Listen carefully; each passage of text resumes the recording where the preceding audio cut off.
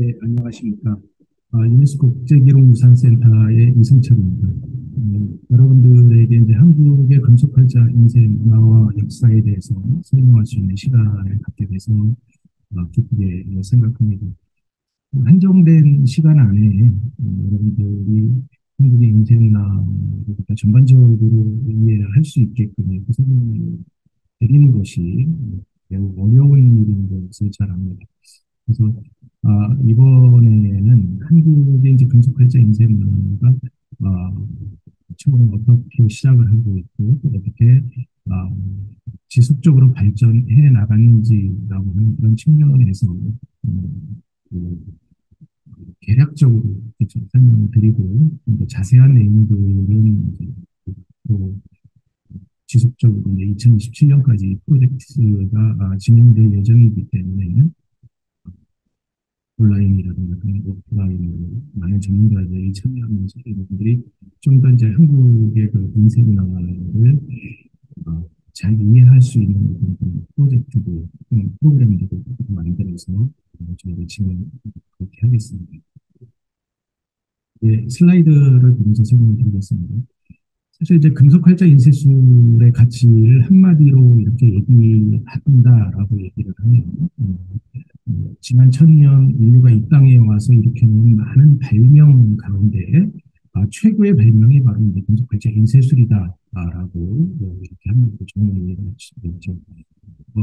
지난 2000년이라고 하는 새로운 이제 밀레니엄 시대를 맞이하면서 세계사에서 이제 국제적으로 많은 그 석학들이 어, 지난 1000년 동안에 인류가 이렇게 놓은 많은 그런 이제 그 업적들을 평가하는데 그 중에서 이제 금속활자 인쇄술이 1위로 선정된 그 사례가 있습니다. 그 라이프라고 하는 밀레니엄 특집호에 그 관련된 기사가 실려 있습니다.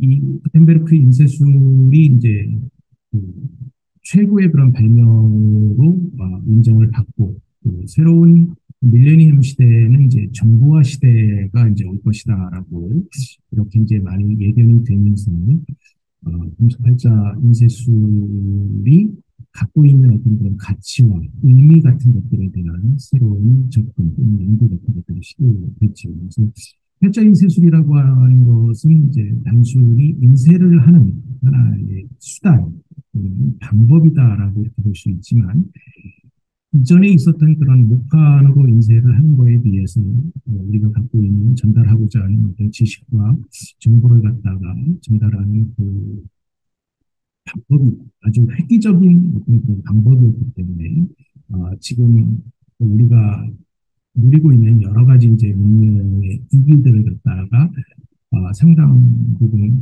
앞당길 수 있는 어떤 그 결과를 가져왔다라고 하는 것이 세계적인 석학들의 판단이고 평가다라고 이렇게 설명할 수 있겠습니다. 그래서 뭐 당당하게 금속활자 인쇄술이 지난 1000년 세계 최고의 발명으로 선정되기 시작하면서 이제 동양과 서양의 금속활자 인쇄술에 대한 새로운 연구 같은 것들이 많이 시도되었고 그러다 보니까 이제 그동안 금속활자 인쇄술은 이제 구텐베르크가 이제 처음으로 이렇게 발명한 것으로 이제 많이 알려져 있었는데, 동양의 한국의 과거에 등장하는 고려라고 하는 시대, 고려라고 하는 그 왕조의 시대에서 구텐베르크보다 먼저 금속활자 인쇄술을 시작했다라고 하는 사실들이 알려지게 되었고, 또 그것을 증명하는 많은 또 인물들이 찾아지게 되었고, 그러면서 이제 동양과 서양에 대한 근대인 세술에 대한 비교, 연구,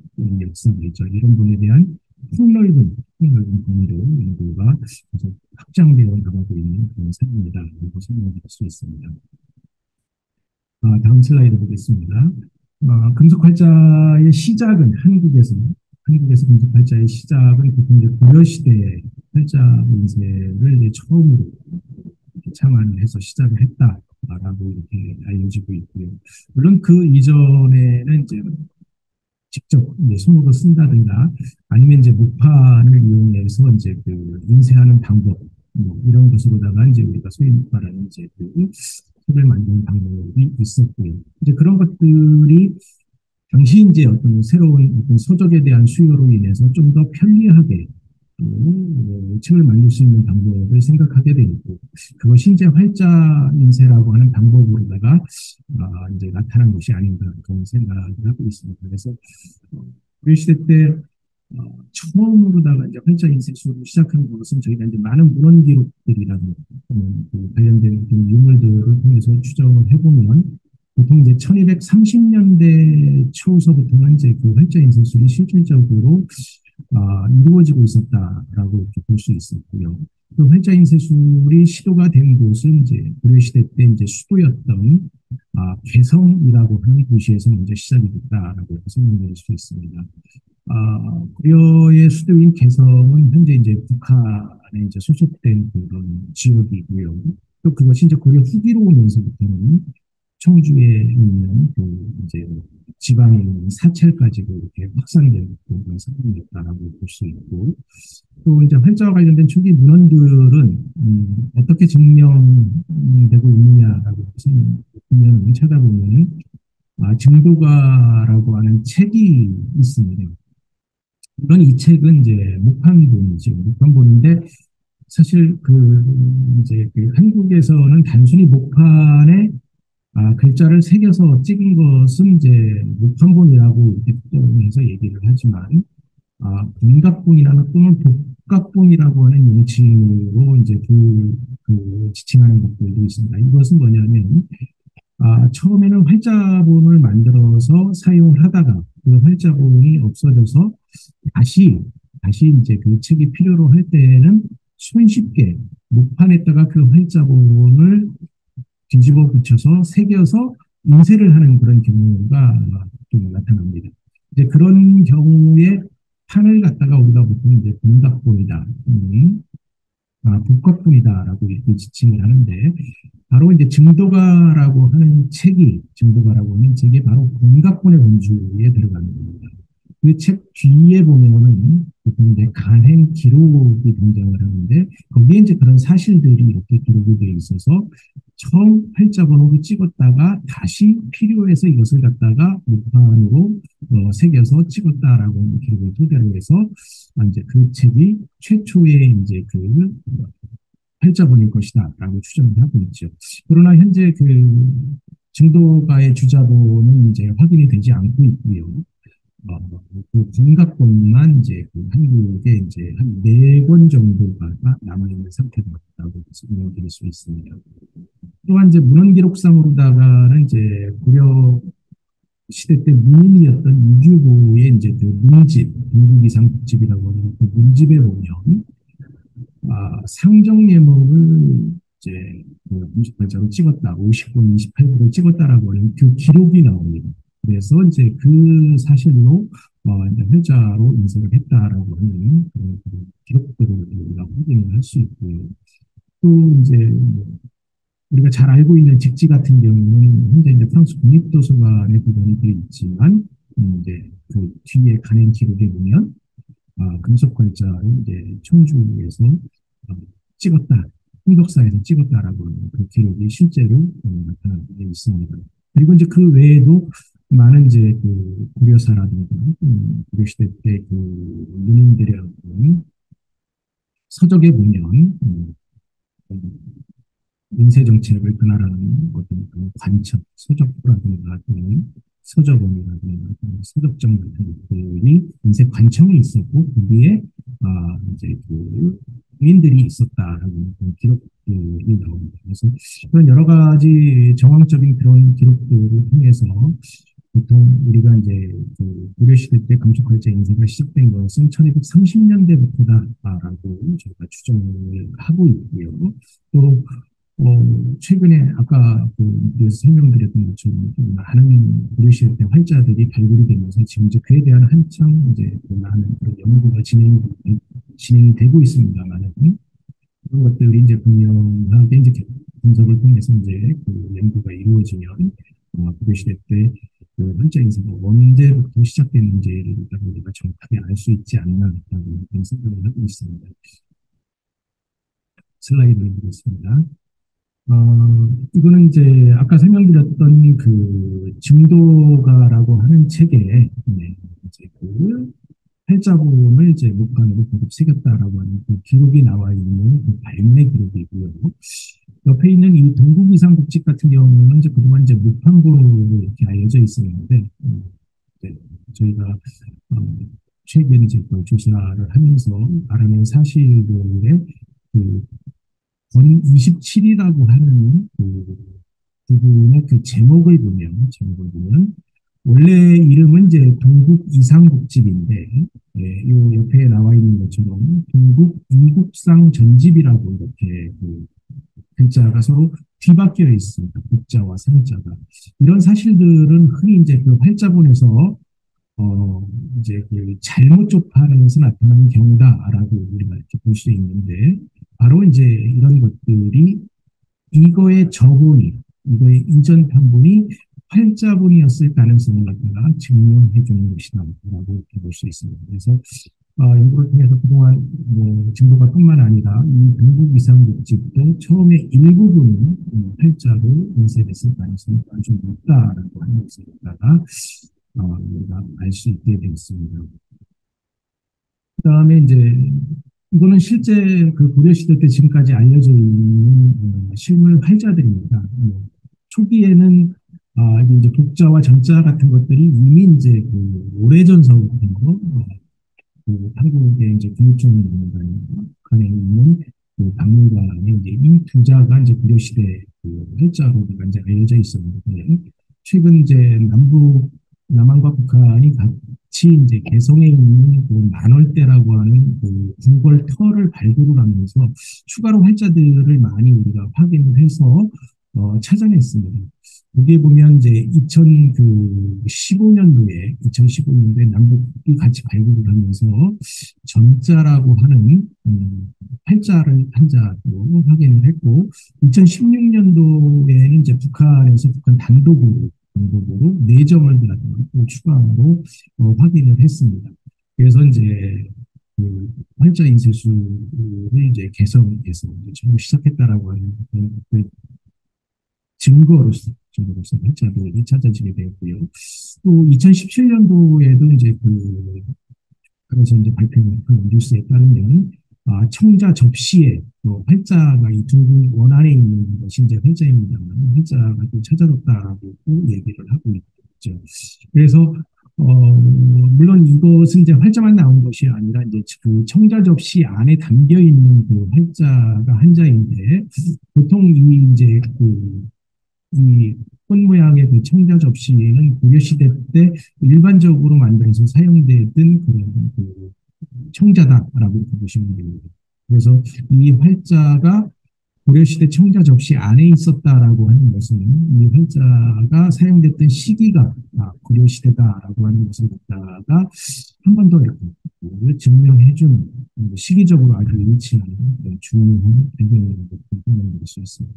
이렇게 해서 이제 최근에 나오는 그 활자들이 이제 많이 확인이 되면서 고려시대 이제 그 활자를 어떻게 만들어서 사용을 하고 있고, 또 그 활자들의 주요 재료 같은 것들, 물론 이제 아직 본격적인 연구는 남과 북이 이제 서로 최근에는 이제 교류가 없어서 진행이 되고 있지 않지만, 언젠가는 이제 그런 사실들에 대해서 우리가 좀 더 객관적이고 과학적으로 연구를 진행할 수 있지 않을까라고 하는 그런 희망을 가지고 있습니다.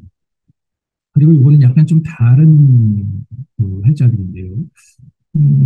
2010년도에 이제 약 한 100여 점 정도의 이제 그 활자들이 이제 학계에 보고된 적이 있었습니다. 근데 이 100여 점의 활자들은 사실 상태가 아주 좋습니다. 일부 활자들은 상태가 아주 좋고, 또 일부는 이제 실질적으로 이제 사용했던 그런 흔적이 많이 남아있는 활자들이었었고요. 그래서 이제 이 활자의 어떤 그런 존재를 저희가 확인을 하려고 지금 한 10년 동안 꽤 많은 이제 인터넷 전문가들이 모여서 이제 문화재 전문가처럼 이제 공동 연구를 많이 진행을 했고요. 이 활자가 언제 사용됐고 어떤 책을 인쇄를 했는지 그런 부분에 대해서 이제 연구가 어느 정도 이제 마무리가 됐다라고 말씀드릴 수 있습니다. 근데 이 활자는 크게 형태적으로 봤을 때 뒷면이 이제 둥근 홈 형태로 이렇게 생긴 그런 활자가 있고, 또 한 종류의 형태는 내 다리 형태로 이렇게 돼 있는 그 활자들의 두 종류가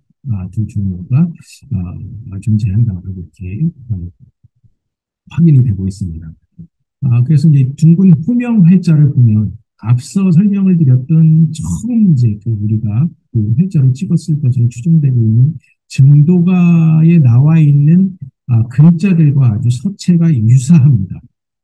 보시면 알겠지만 이거는 이제 상자라고 하는 활자인데 뒷모양이 이렇게 둥근 호명이 이렇게 파져 있죠.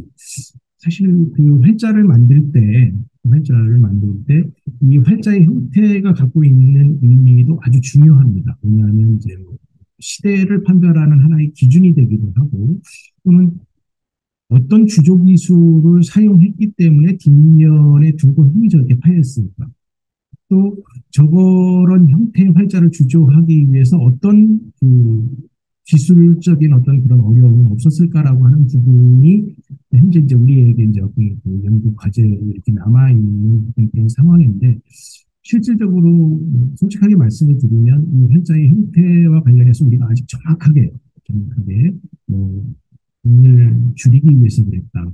아니면 조판을 할 때 이 활자가 이 판에 잘 접착하게 고정되게 하기 위해서 접착면을 늘리기 위해서 그랬을 것이다. 물론 여러 가지 이런 우리가 이제 원인을 분석을 하고 있지만 아직 이제 정확하게 이제 활자의 뒷모양을 둥근 호명으로 이렇게 편 것에 대한 정답은 우리가 아직 찾고 있지 못한 그런 상황입니다.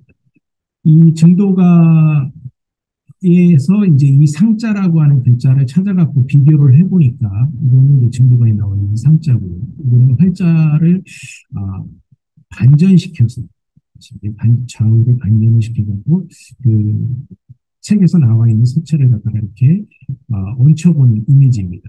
그러다 보니까 이제 이 상자가 바로 이 상자에 정확하게 일치하는 것을 일단 확인할 수 있습니다. 그래서 사실 이제 이것은 이제 정도가를 찍었던 그 활자일 가능성이 아주 높고 또 이제 그런 부분에 이제 관점에서 우리가 이 활자를 연구하고 또 초기의 활자일 것이다라고 하는 그런 가정이 이제 성립되게 된 겁니다. 근데 이제 그 활자를 또 초기에 나왔을 때 저희가 이제 정밀하게 이제 분석을 하는 과정에서 일부 그 활자들이 이제 먹이 찾아졌었습니다. 그래서 그 먹은 금속과 달리 이제 탄소연대 측정을 할 수 있고 그 탄소연대 측정을 통해서 이 먹이 만들어진 시기를 갖다가 특정할 수 있기 때문에 그거를 이제 저희가 추출을 해서 이제 과학 분석을 시도를 했습니다. 그래서 이제 KBS라고 하는 한국 최고의 방송사에서 역사 스페셜 이라고 하는 다큐멘터리 프로그램을 제작을 하면서 이 먹을 직접 아주 과학적으로 채취를 하고 그것을 이제 일본에 있는 팔레오 랩에 보내서 탄소연대 측정을 하니까 그 결과가 이제 1200년대 80년대까지 나오고 그리고 이제 1100년대 이때 일부 활자들이 나왔죠. 총 32점에서 이제 시료 채취를 했고 그 시기가 아까 말씀드렸던 것처럼 이제 증도가라고 하는 책이 인쇄되기 그 직전 전으로 이렇게 나타났습니다. 그래서 훨씬 이 활자가 갖고 있는 어떤 그런 시대를 특정하는 중요한 객관적 증거가 됐다라고 말씀드릴 수 있습니다. 이런 것들은 실제 이제 프랑스 국립도서관에서 활자본으로 존재하고 보관되고 있는 직지보다도 약 한 130년 정도 앞선 시기다라고 이렇게 말씀드릴 수 있습니다. 그래서 이제 최근 이것이 이제 우리 한국에서 이제 고려시대 실물 활자를 통해서 밝혀지고 있는 사실들이다라고 설명될 수 있고요. 그리고 이제 아까 이제 둥근 호명 활자와 이제 네 다리 형태의 활자들이 있다라고 얘기를 했는데, 이 네 다리 형태의 활자는 앞서 우리가 살펴본 둥근 호명과 비교를 해보면 서체가 약간 좀 다릅니다. 근데 이제 동시에 이제 활자의 한 무리로다가 이렇게 확인이 된 것이기 때문에 똑같은 종류의 활자가 아니라 왜 서로 다른 종류의 두 종류의 활자가 같이 이렇게 발견이 됐을까라고 하는 부분에 대해서 이제 우리가 많은 이제 그 연구를 하고 있고 그 가능성, 뭐 어떤 가능성 때문에 이 활자가 둘이 혼합되어 있을까라고 하는 부분에 대해서 저희가 연구를 진행을 하고 있는 형태고요. 근데 이 활자는 안타깝게도 사용된 흔적이 없습니다. 보통 그 앞서 이제 둥근 후명 활자 같은 경우는 많이 사용을 해서 이제 그 글자면이 활자의 글자면이 이제 그 다른 흔적이 보이기도 하고 또 앞서 우리가 채취했던 목 같은 것들이 일부분 남아 있어서 우리가 그런 걸 가지고서 이제 또 여러 가지 이제 분석이라든가 이런 것들을 시도를 했었는데 이 활자는 활자면이 이제 다른 흔적도 없고 또 여기에 이제 묻어 있는 그런 목 같은 것도 없습니다. 이제 그러다 보니까 이 활자가 갖고 있는 어떤 특징을 이 활자밖에 없어요. 그러니까 이걸로 인쇄했을 만한 어떤 그런 서적들도 아직까지 확인된 것이 없고, 그 연대를 측정할 수 있는 어떤 그런 그 목이라든가 이런 부분들이 발견이 되지 않았기 때문에, 남아있지 않기 때문에, 그런 부분을 가지고 시대를 측정할 수 있는 그런 방법도 아직은 없다라고 이렇게 말씀드릴 수 있습니다. 그러나 저희가 이제 관심을 갖고 보는 것은 이 활자의 뒷모양의 형태입니다. 앞서 증도가짜 같은 경우는 이제 둥근 홈 형태로 이렇게 만들어져 있었는데 이 활자는 내 모서리가 이렇게 뾰족하게 이렇게 다리처럼 나와 있는 네다리 형태다라는 얘기죠. 이런 네다리 형태의 활자들은 조선 전기, 조선 후기에 남아있는 그런 실제 활자들과 비교해 보면 그 형태의 원형이다라고 우리가 추정할 수 있는 여러 가지 근거들이 좀 이렇게 보여지는데요. 왜 이 활자들을 갖다가 네 다리 형태로 만들었을까라고 하는 부분에 대해서 명쾌하게 우리가 이제 그 이유를 찾아내지 못한 상태입니다. 단지 이제 그 뒷모양의 형태가 둥근 후명에서 네 다리 형태 아니면 이제 뭐 조시대로 넘어오는 좀 직사각형의 형태 이런 여러 가지를 가능을 해보면 이거는 뒷모양의 형태는 이제 1차적으로 추정하는 것은 활자의 조립과 아주 밀접한 관련이 있다라는 겁니다. 활자를 어떻게 만들었느냐라고 하는 것도 중요하지만 이 활자를 어떻게 조립을 해서 조판을 해서 완벽하게 인쇄를 하느냐라고 하는 것도 아주 중요한 문제입니다. 그때 조립을 할 때는 활자면보다는 활자의 뒷면이라든가 옆면의 그 상태라든가 이런 것들이 아주 중요하기 때문에 그것과 관련된 것이 아닌가라고 이렇게 추정을 하고 있습니다. 이 그 네다리 형태의 활자의 서체에 대한 비교인데 이거를 잘 보면 이 옆에 있는 동래선생 국사상절이나 17사창 고궁통로라고 하는 것은 조선 초기 1403년에 그 개미자라고 하는 그 활자를 만들어서 처음으로다가 인쇄를 시작을 했는데 그 개미자에 나와 있는 그 충자를 다 우리가 집자를 해가지고 이그 네다리 형태의 활자와 이렇게 비교를 한 부분입니다. 물론 아주 이제 서체상으로다가는 유사하지만 그 처음 시작되는 획의 삐친 부분이 이제 그 실제로 활자의 획과 인쇄된 글자의 획이 약간씩 좀 다른 것을 볼 수 있습니다. 아주 비슷하지만 정확하게 똑같지는 않다라고 하는 거죠. 그래서 이 네다리 형태의 활자는 고려 시대와 조선 시대를 이어주는 중간적인 어느 시기에 사용하기 위해서 만들어진 활자가 아닌가라고 추정을 하고 있는 상태입니다. 그리고 이거는 이제 다음 슬라이드에 보면 이제 프랑스 국립도서관에 이제 유일하게 학원 한 권만이 보관되고 있는 직지입니다. 그래서 이제 그 직지 이 책을 통해서 우리가 알 수 있는 것은 1377년에 이제 청주 흥덕사에서 금속 글자로 인쇄한 현재 이제 저는 세계에서 가장 오래된 책이다라고 우리가 이렇게 볼 수 있고요. 이 책은 처음에 원래 이제 그 상하권 두 권을 찍었을 것으로 이렇게 추정이 되고 있는데 상권은 아직까지 이제 발견되지가 않고 있습니다. 이제 학원 한 권만이 첫 페이지가 떨어져 나간 채로 속페이지가 떨어져 나간 채로 이제 프랑스 국립도서관에 보관이 되고 있고요. 이 표지는 17세기나 18세기 정도에 새롭게 만들어서 이제 만들어진 표지다라고 추정을 하고 있습니다. 왜냐하면 고려 시대 그 책의 그 표지는 이 현재 이 책의 표지에서 나와 있는 그 문양과는 좀 다른 종류의 문양의 형태가 좀 달랐기 때문에 그것은 후대에 아, 개장되었을 것이다. 그것을 이제 한국에서는 회장용으로 이제 개장됐다라고 얘기하면 다시 장정이 됐다라고 하는 그런 말이에요. 그래서 이제 개정된 표지다라고 우리가 알고 있고 이것은 보통 한 17세기에서 이 문양이 일반적으로 사용되기 시작했던 17세기 말에서부터 18세기 정도에 만들어진 것이 아닌가라고 하는 그런 추정을 하고 있습니다. 그래서 이제 뭐 이미 이제 꼴랭드 블랑시가 이 책이 어떤 책인지 이제 여러 가지 이제 프랑스 국립도서관에 보관되기까지의 여러 가지 이제 표식들이 이제 표지에 나와 있다고 설명드릴 수 있습니다.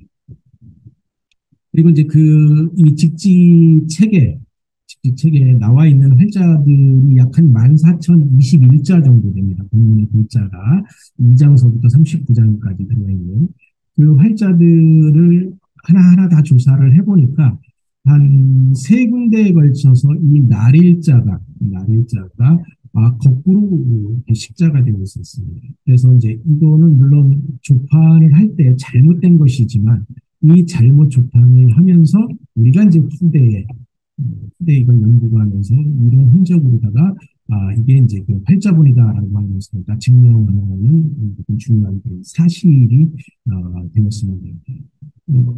물론 이제 이 처음에 직지가 이제 확인이 되고 활자본이다라고 얘기를 할 때 이게 이제 하나의 그 활자처럼 글자 하나하나가 움직이는 그런 활자의 개념이냐 아니면 금속판의 글자를 이제 만들어가지고 활자판을 만들어갖고 금속판을 만들어서 이제 인쇄를 한 거냐라고 하는 초기의 논란도 있었습니다만 그런 것들을 갖다가 불식시키는 중요한 증거들이다라고 이렇게 볼 수 있겠죠. 그리고 이제 실제적으로 이제 글자를 조판을 하다 보니까 그 조판을 하고 식자를 하는 그런 본인의 실수로 글자를 이렇게 빼뜨리기도 하고 그런 부분들은 나중에 이제 교정을 하면서 이렇게 글씨를 써놓아서 이 글자가 빠졌다라고 하면서 이렇게 확인할 수 있게끔 이런 증거들이 이제 이것이 이제 활자본일 수밖에 없다라고 증명하는 것이죠. 이제 이런 금속 활자 인쇄술이 이제 조선 시대에 들어서면서부터 이제 좀 더 이제 좀 더 체계적으로 많이 발전하게 되었고 그 고려 시대 이제 금속 활자 인쇄술은 처음 시작하는 단계였었다라고 얘기하면 조선 시대는 이제 본격적인 서적의 수요에 맞춰서 활자를 주조하는 기술 또는 조판하는 기술 또 목의 문제 또는 종이의 문제 또는 장정의 문제 이런 것들이 이제 같이 이제 수요에 맞게 이제 발전하게 된다라고 하면서 우리가 볼 수 있는데 조선 왕조는 이제 고려 시대에 이어서 약 한 500년 동안 지속되는 왕조인데요. 그 왕실에서 주조에서 사용된 활자는 약 한 500년 동안 40여 종 정도의 금속 활자가 만들어서 사용된 걸로 확인이 되고 있습니다. 그런 것들은 이제 뭐 실록이라든가 다양한 역사 문헌 서적에 다 근거가 나와 있기 때문에 이런 것들은 이미 이제 학문적으로 다 연구가 다 진행이 됐고요. 리스트까지 다 이루어진 상태라고 볼 수 있습니다. 말씀드렸던 것처럼 고려 시대 때는 수도가 개성이었기 때문에 이제 개성에서 주로 이루어졌고, 조선은 이제 수도를 남쪽, 지금의 이제 서울인 한양으로 결정을 해서 거기서 이제 모든 중원 정부의 행위 같은 것들이 이루어졌기 때문에 이제 한양에서 이제 지금 소위 말하는 서울에서 이제 주로 이루어졌다라고 볼 수 있습니다. 거기에 보면 이제 여러 가지 지도상으로 보면 뭐 주자소라든가 그와 관련된 서적 정책을 다루는 도서관이라든가 규장관이라든가 이런 부분들이 실제적으로 또 국무의 허 같은 게 남아 있어서 그래서 이제 인쇄정책을 총괄하는 부분을 담당했을 거라고 볼 수 있습니다. 조선 시대는 보통 이제 시대적으로 임진왜란이라고 하는 시기를 전란을 기준으로 해갖고 임난 이전의 전기, 임난 이후의 후기로 이렇게 이제 좀 살펴볼 수가 있습니다. 물론 왜 임난이라고 하는 그 일본과의 전쟁을 기준으로 해서 전기와 후기로 나누느냐라고 하는 그 부분은 조금 이따 설명드리기로 하고요. 이 1403년에 이제 중국에서 최초의 그 발전이 이제 개미자가 만들어지는데, 고려 시대와 달리 조선 시대는 이제 한국의 금속팔자의 명명, 즉 이름을 붙이는 방법이 그 해에 그 해의 간지, 예를 들어 개미년이면 개미자, 또 뭐 경자년이면 경자자, 또는 뭐 갑인년이면 갑인자, 이런 식으로 그 해의 간지를 따서 만들어진 해의 팔자의 이름을 만들어서 사용을 했다라고 볼 수 있습니다. 그것은 이제 조선왕조 실록에 나와 있고요.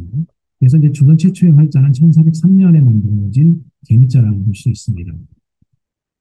그리고 또 아까 500년 동안 약 한 40여 종의 금속팔자가 만들어져서 사용이 됐다라고 얘기를 하는데, 그중에서 이제 최고의 기술적인 완성도를 보여준 활자는 갑인자입니다. 1434년에 당시 왕이었던 이제 세종에 의해서 만들어진 활자인데, 뭐 한국의 역사에서 이제 그 세종대왕, 세종이라고 하는 임금은 최고의 어떤 그런 이제 정치, 경제, 사회, 문화, 과학 모든 분야에서 최고의 어떤 업적을 이룩한 임금이라고 이 평가를 받고 있습니다. 이제 그러다 보니까 인쇄와 관련된 분야에서도 최고로 가장 완벽한 기술적으로 완성도가 높은 활자를 만들어서 그 세종시대의 여러 가지 이제 어떤 통치 철학을 담은 서적을 인쇄하거나 아니면 필요로 하는 서적 같은 서적을 인쇄하는데 사용을 했음을 갖다가 우리가 기록을 통해서 확인할 수 있고 또 실제 유물을 통해서도 확인할 수가 있습니다. 보통 조선시대 때는 활자를 한번 만들면 이제 수만 자에서 또는 수십만 자까지 이렇게 만들어서 사용을 하다 보니까 그 활자를 만들기 위해서 주 재료였던 동의 소유량이 아주 엄청났다라고 얘기를 합니다. 그러다 보니까 한 활자를 만들어서 한 2, 30년 정도 사용하다 보면 그 활자가 이제 닳고 또 이제 또 이제 분실을 하거나 이런 게 되면 새로운 왕이 즉위를 해서 그 이전에 쓰던 활자를 녹여서 또 새로운 활자를 만들고 대부분 새로운 활자를 또 이제 만들기 위해서 이전에 쓰던 활자를 갖다 녹이는 그런 과정을 거쳐서 이제 새로운 활자들이 만들어지는 것을 우리가 이제 그 문헌 기록을 통해서 확인할 수 있습니다. 근데 그러다 보니까 사실 40여 종의 금속 활자를 만들어서 사용을 했다라고 하지만 그 활자 실물들은 이제 현재 정하고 있는 것이 그렇게 많지를 않습니다. 일부 이제 현재 그 조선 후기의 그 활자들이 많이 남아 있는데 그런 것들은 이제 그 조선 후기 약한 18세기 또는 19세기의 활자들이 일부분 남아있는 것이고 정비의 활자들은 그동안 확인된 바가 없었죠. 앞서 말씀드렸던 것처럼 이제 그 서울의 그 인사동에서 그 공평동의 어떤 그 재개발 과정에서 이제 그 조선 전기의 활자로 갑인자를 비롯한 조선 전기의 활자로 추정되는 것들이 이제 많이 발견이 돼서 이제 그 조선 전기 활자에 대한 어떤 새로운 연구를 할 수 있는 그 계기가 마련됐다라고 말씀드릴 수 있습니다. 그리고 이제 1434년에 만들어진 이 갑인자는 뭐 일단 문헌적으로 보면 그 활자의 어떤 서체라든가 또는 그 형태라든가 또는 조판이라든가 이런 모든 부분에 있어서 가장 기술적으로 완벽했기 때문에 그 조선 후기까지 대부분의 활자들이 한번 사용되다가 때가 되면 다시 그것을 녹여서 이제 새로운 활자를 만들어서 사용을 했는데 이 갑인자만큼은 약 한 1700년대 말까지 약 한 400년 동안에 걸쳐서 6번에 걸쳐서 다시 만들어지거나 아니면 보충해서 주조가 돼서 사용이 됐다라고 이렇게 기록에 나옵니다. 그걸 갖다가 이제 보통 개주 또는 보주다라고 얘기를 하는데 그래서 이 갑인자만큼은 명칭을 붙일 때 초주갑인자 또는 제주갑인자 또는 삼주갑인자, 사주, 오주, 육주갑인자라고 이렇게 우리가 이름을 붙여서 얘기를 하고 있습니다. 물론 그 활자들은 그해 간지를 따서 다른 말로 경진자라고 하기도 하고, 무어자라고 하기도 하고, 무신자, 임진자라고도 하지만, 쉽게 얘기하면 제일 처음에 만들어진 갑인자와 너무 유사하고 똑같이 만들려고 했기 때문에 갑인자 계통의 활자들이다라고 이렇게 얘기를 하죠. 그래서 이 갑인자 같은 경우는 한국 금속활자 인쇄 기술적으로 봤을 때 가장 최고의 어떤 위치에 있는 가장 완벽한 활자다라고 이렇게 설명드릴 수 있습니다. 네. 그 다음 슬라이드에 보면 이제 조선 전기 그 활자 인쇄술인데요. 아까 말씀드렸던 것처럼 이제 임진왜란을 기준으로 해서 그 이전을 이제 보통 조선 전기로 구분을 한다라고 했는데, 임난 이전의 그 활자들을 보면 주로 이제 그 1400년대 활자들이 많이 주조가 돼서 이제 사용이 되는 것을 우리가 실제로 이제 기록을 통해서 확인을 해볼 수가 있고요.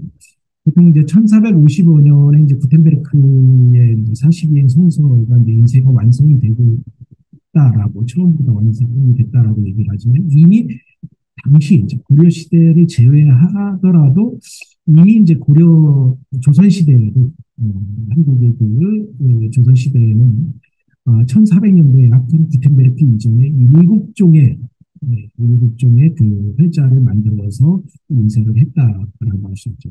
물론 이제 이 활자들에 대한 연구 이제 그리고 직접 프로젝트에서도 이제 주요 관심 대상이고 연구 대상으로 설명될 수 있습니다. 1403년 최초의 그 활자였던 개미자를 비롯해서 경자자 또는 갑인자 또는 병진자 또는 한글 활자인 원인청강지국자 경자, 의뢰자를 우리가 이제 중점적으로 이제 연구를 할 계획을 가지고 있습니다. 갑인자 같은 경우는 아까 말씀드렸던 것처럼 이제 최고의 금속활자 중에서도 금속활자인 최고의 금속활자라고 설명을 드릴 수 있고요. 이 1436년의 병진자 같은 경우는 좀 특별한 특징을 가지고 있는데, 보통 이제 한국의 금속활자는 이제 그 동일 소재로 해서 약간의 이제 다른 금속을 이제 혼합해서 만드는 게 일반적인데, 이 병진자의 큰 자는, 제일 큰 자가 있습니다. 그 큰 자는 그 재료를 납으로 해서 만들었다라고 이렇게 그 기록에 나와 있습니다. 연활자라고 그렇게 얘기를 하죠. 그 사실은 이제 구텐베르크의 금속활자가 주로 이제 납을 이용해서 만든 것과 같은 그런 재료를 사용했다라는 것에서 이제 특징을 갖고 있고요.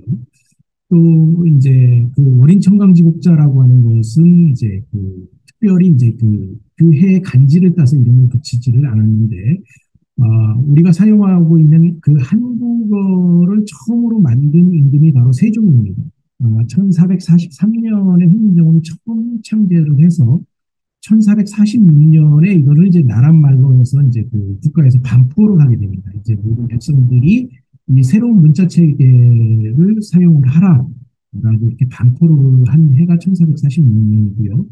그 한글의 글자를 갖다가 금속팔자로 만들어서 우린천강지국이라고 하는 책을 인쇄한 때가 1447년입니다. 그러니까 한글을 창제하고 그것을 곧바로 한글 금속활자로 만들어서 서적을 인쇄했다라고 하는 것을 갖다가 알 수 있는 중요한 활자다라고 볼 수 있고요.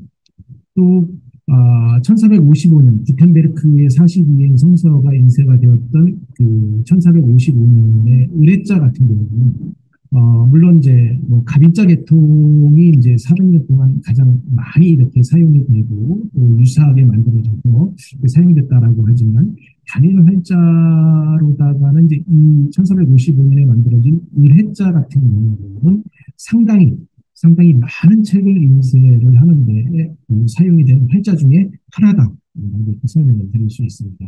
또 하나 이 의뢰자 같은 경우는 임진왜란 때 이제 일본은 이제 금속활자 인쇄술을 우리에 비해서 아주 늦게 시작을 합니다. 보통 이제 1600년대 초에 이제 금속활자 인쇄를 처음 시도했다라고 얘기를 하는데 1592년에 이제 임진왜란이 일어나면서 이제 일본이 이제 조선을 침략을 해서 어, 한양까지 이렇게 쳐들어와서 이제 많은 유물들을 갖다가 양태를 걸기도 하는데 그때 일본에서 가져간 것이 이제 을해자.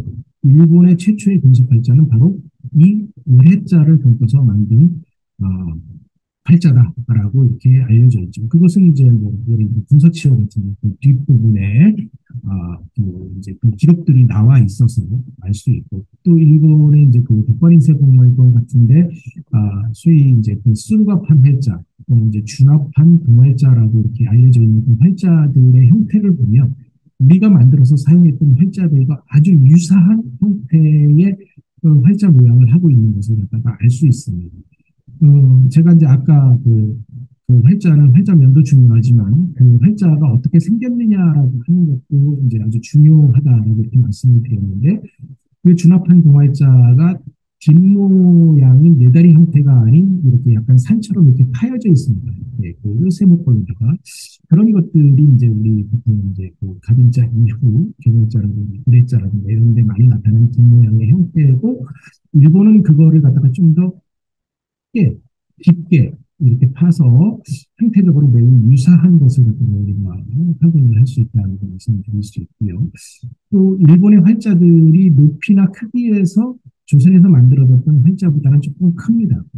이제 그 이유는 뭐 제가 생각하기에 이 활자는 만드는 것보다도 사실은 어떻게 견고하게 조판을 하느냐라고 하는 그 부분이 되게 중요한데 작은 것보다는 활자를 조금 더 크게 만들어서 조판을 유의하게 한 것이 아닌가라고 하는 그런 생각을 하고 있습니다. 그런 부분에 대해서는 다음에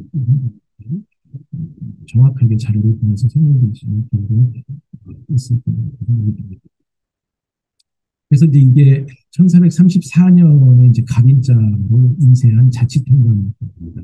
아까 뭐 증도가라든가 또는 앞서 봤던 그 직지에 비해서 아주 깨끗하고 그다음에 이제 정교하고 그다음에 아주 인쇄 상태가 아주 고른 것을 갖다가 볼 수 있습니다. 그러니까 기술적으로 가면자를 사용했던 시기에 인쇄술이 가장 정점에 올라 있었기 때문에 그런 현상이 아닌가라고 이렇게 저희가 생각이 되고 있고 실제로 이 시대의 그 왕이었던 그 세종 같은 경우는 그 많은 그런 신하들에게 그 팔자 인쇄술을 개량을 해서 이제 인쇄술을 갖다가 좀더 잘할 수 있도록, 잘할 수 있도록, 뭐 여러 가지 정책적인 부분, 부가치들이 많이 하는 걸로 우리가 확인을 해볼 수 있습니다.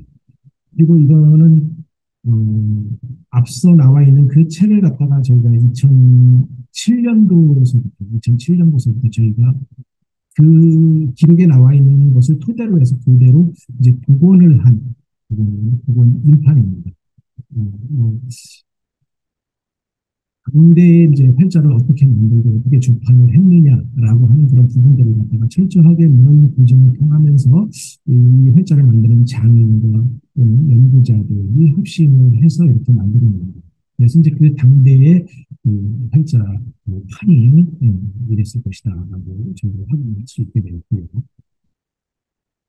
그리고 이거는 앞서 설명드렸던 것처럼 이제 그 작년 6월에 이제 서울 그 경동 인사동 부근에서 이제 그 출토된 금속 활자입니다. 이제 갑인자서부터 시작 1434년서부터 시작해서 이제 1450년대, 1500년대 이전의 어떤 그런 활자들이 약 한 1600점 정도가 확인이 되었고, 출토가 되어서 확인이 됐고, 이 활자들은 아까 얘기했던 것처럼 을해자라든가 갑인자라든가 이런 종류의 활자들이 이렇게 혼합되어 있는 걸로 추정이 되고 있습니다. 지금 우리가 아직 정밀하게 이거에 대한 어떤 분석과 연구를 진행을 하고 있지는 못하고요.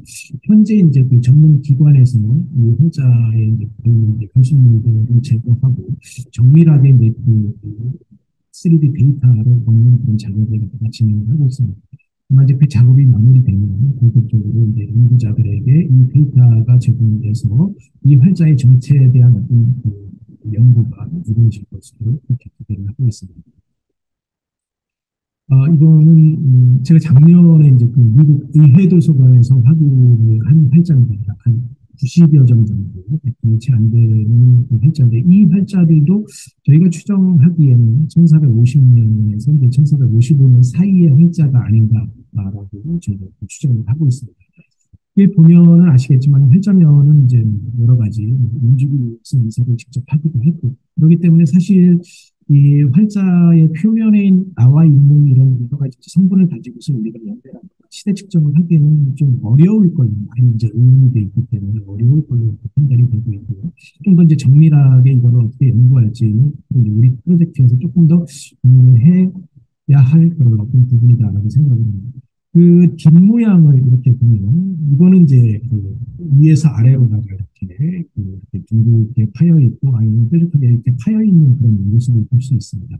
또 여기는 약간 이제 풍선처럼 가운데 부분이 이렇게 부풀어 있는 그런 부분들도 있죠. 이런 것들의 어떤 용도가 뭘까라고 하는 그런 부분. 글자면은 이제 서적에서 인쇄된 서적을 추정을 해서 거기서 이제 하나하나 이렇게 맞춰가는 작업을 진행을 하면 되는데 그 활자의 뒷모양을 가지고서 우리가 또 시대라든가 여러 가지를 갖다가 우리가 추론해낼 수 있고 연구할 수 있다는 겁니다. 근데 이제 여기 보면은 다른 부분들은 일반적으로 우리가 많이 확인이 되는 부분인데 이그 이렇게 그 위에서 아래로다가 이렇게 그 터널 형태로 이렇게 파내면서 이제 가운데를 이렇게 볼록하게 한 부분은 이렇게 흔한 그런 활자들은 아닙니다. 그래서 이제 이 활자들은 직사각형의 형태보다는 약간, 아, 좌우의 길이가 조금 더 길은 비율로 활자의 이제 좌우 상하 길이로 봤을 때 약간 그런 형태의 활자들입니다. 이런 형태의 활자들은 아마 이제 대문자가 아닐까 저희 생각을 하고 있고요. 좀 더 정밀한 거는 이제 구도시과 함께 이제 좀 연구를 진행을 해 나가면서 이제 밝혀내야 하는 사실들입니다. 근데 이제 이 활자의 형태로 봤을 때 이 활자는 1450년 정월 시기에 사용됐고 아까 이제 이전에 확인했던 공평동 활자와 비슷한 시기에 그런 활자가 아닌가라고 하는 추정을 가능하게 하고 있습니다.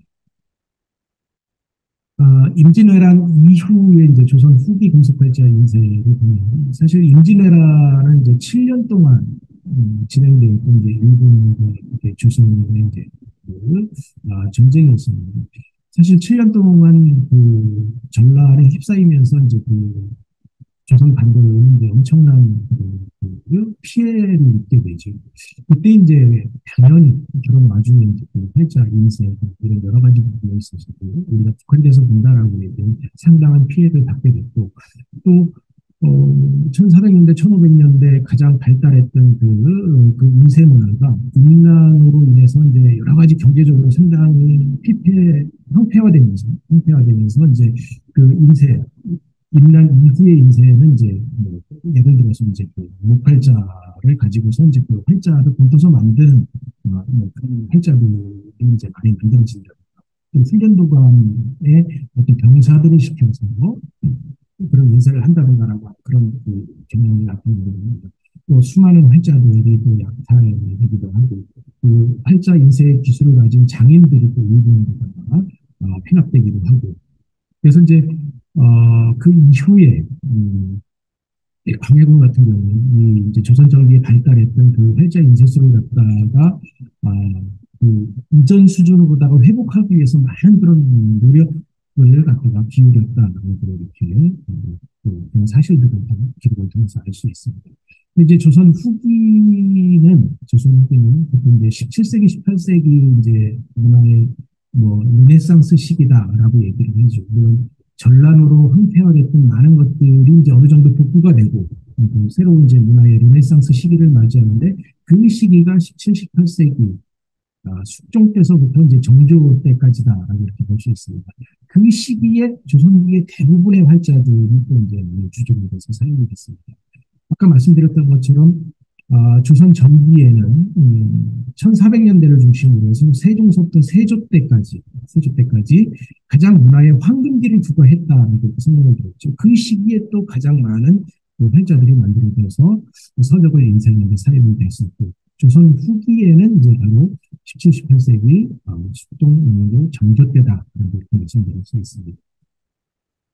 약 40여 종의 활자 중에서 아까 말씀드렸던 문화의 황금기 시대, 조선 전기, 그리고 조선 후기의 문화의 르네상스 시대의 절반 이상의 활자가 만들어서 사용됐다라는 적어도 이건 세계사에서 한국의 활자 인쇄술이 이제 미친 영향이 무엇이냐라고 하는 것을 갖다가 우리가 좀 더 밝혀내기는 학문적으로 논리화내기는 어렵지만 그 조선의 어떤 역사 발전, 한국의 역사 발전에 있어서 활자 인쇄술은 역사 발전의 하나의 원동력으로 작용하는 것이 아닌가라고 하는 생각을 할 수 있게 됩니다. 이것은 현재 이제 국립중앙박물관에 이제 조선 후기 금속 활자로 남아있는 그 활자들입니다. 뭐, 앞서 설명드렸던 것처럼 대부분의 활자들이, 이제 보통 녹여져서 쓰임을 다 하고 나면 녹여져서 이제 새로운 활자를 만드는데 이제 사용이 되었고, 그러다 보니까 이전에 이제 남아있는 그 활자들이 이렇게 많지를 않고, 수만 자에서 수십만 자까지 주조가 됨에도 불구하고 현존한 활자들이 이제 적을 수밖에 없는 그 현실적인 한계가 있게 됐고요. 조선 후기 활자들 보면 전기보다는 그래도 이제 기술적으로 예를 들어서 이제 기술이 세종 때까지 이제 주조나 조판 기술 같은 것들이 가장 발달을 했지만 그 이후에는 어떤 기술적인 평준화가 이렇게 이루어진 것 같아요. 그러다 보니까 재료에 있어서도 이제 완전 무쇠를 이용한 철활자가 등장을 하게 됩니다. 이제 슬라이드에 이제 그 오른쪽에 밑에 있는 이 활자들은 이제 철활자입니다. 완전히 무쇠 활자죠. 그러니까 보통 무쇠 같은 경우는 그 녹는 그 온도가 쇠물로 돌려면 1200도 정도가 돼야지 이제 그 쇠물이 완전히 녹아서 이제 그 주물을 할 수 있을 정도의 어떤 상태가 된다고 얘기합니다. 보통 동 같은 경우가 이제 1050도 정도 이제 녹기 시작해서 1150도 정도 되면 이제 그 활자를 붓는데 사용을 하고 있고, 뭐 납이라고 하는 재료 같은 경우는 보통 이제 300도에서 400도 정도만 해도 이제 녹기 시작하니까 활자를 만들기 훨씬 더 수월하죠. 근데 조선 후기에 이 철활자를 1200도까지 이렇게 올려갖고 온도를 올려서 가마에서 올려서 녹여서 그 활자를 만든다라고 하는 것은 되게 큰 일이죠. 그러니까 쉽게 얘기하면 왜 그랬을까라고 하는 그런 생각이 듭니다. 왜냐하면 보통 이제 가마의 온도는 뭐 300도, 400도까지 올리는 것과 1000도, 1100도까지 올리는 것과 또는 1200도 이상으로 올리는 거는 여러 가지 재료, 그러니까 소위 말해서 불의 온도를 그렇게 올리기 위해서 정말 많은 그런 그 재료를 사용해야 되고 그거를 해오려면 또 많은 어떤 그 비용이 들어가기 때문에 그런 부분에서 과연 이 활자를 납이나 또는 동이나 이런 것보다 무쇠로 하는 것이 효율적이냐라고 하는 부분에 대해서 우리가 좀 생각해보지 않을 수 없다라는 겁니다. 그러나 이제 그 활자 실물에 있어서 실제로 이제 철활자가 등장을 하기도 했다 조선 후에 그런 거는 실물을 통해서 우리가 확인을 할 수 있습니다. 근데 그 제가 이제 활자의 형태 부분에 대해서 조금 설명을 드렸었는데 보통 이제 그 고려시대 활자는 이제 뒷모양의 형태가 둥근 콩이었을 거예요. 정리를 하면 또 이제 조선시대 활자들은 이렇게 네 다리 형태에서 갑인자에 오면 이제 정면체가 됐다라고 이렇게 얘기해요. 이거는 이제 문헌 기록에 이렇게 남아 있는 거고 이런 것들이 이제 그 조선 후기, 임난 이후 조선 후기로 오면서부터 이렇게 터널형처럼 이렇게 파입니다. 터널형처럼 이렇게 많이 파이는 형태가 되죠. 이런 것들, 조선 후기 오면서부터 활자를 보면 활자의 높이가 보통, 고려시대나 조선 전기 활자들은 0.7, 높이가 0.7mm에서 0.8mm 정도로 대부분 거의 유사합니다. 그러다 보니까 이제 그 조판을 했을 때 이제 수평을 맞추는 이건 이제 용이했죠. 근데 이제 조선 후기에 오면서부터는 이 활자들이 한 2, 3mm 정도 차이가 날 정도로 서로 높이가 다 다릅니다. 그러면 어떻게 조판을 했냐?